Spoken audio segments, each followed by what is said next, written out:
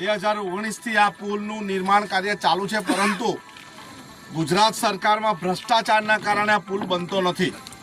આ પુલ અત્યંત મહત્વનો કેમ છે કે આ કપરાડા તાલુકા મોટા પોંડાનું એક ફળિયું જોડતું છે અને એની સાથે સાથે દાદરા નગર હવેલીને પણ જોડતો છે, એટલે આ ખૂબ અગત્યનું છે અને ઘણી બધી જાનહાનિ આ પુલ પર થઈ છે।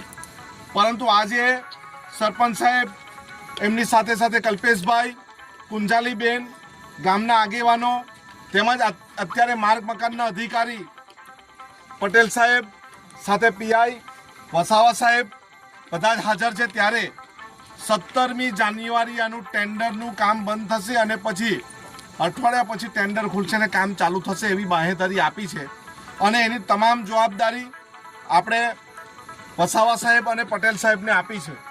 જો આપણું કામ નહીં ચાલુ થાય તો આવનારા દિવસમાં અહીંયા જ આપણે હવન કરીશું ને, ત્યારે આપણે કોઈનું માનવાનું નથી।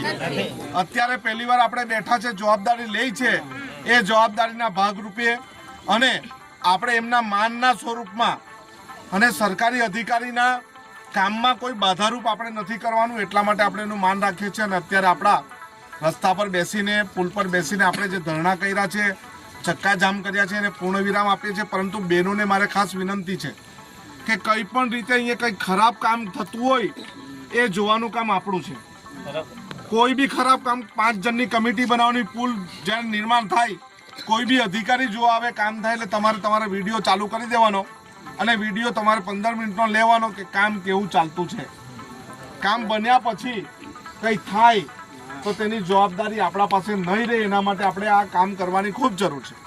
ને આ ખાલી મોટા પોંડાના સરપંચના એકલાનો રસ્તો નથી, બધાનો છે, આખા ગુજરાતનો છે અને બીજા પ્રદેશનો પણ છે, બધા લોકોનો છે, અહીંથી જે અપડાઉન કરે બધાનો છે। એટલે આપણે ખાસ કાળજી રાખીને આપણે આ કામ કરાવવાનું છે। અને આજે તમે તમામે સૌએ સાથ સહકાર આપ્યો, અહીંયા વસાવા સાહેબ બી આવ્યા, પટેલ સાહેબ બી આવ્યા, તમામનો આભાર માનીએ છીએ। પરંતુ આપણું આંદોલન અહીંયા અટકતું નથી।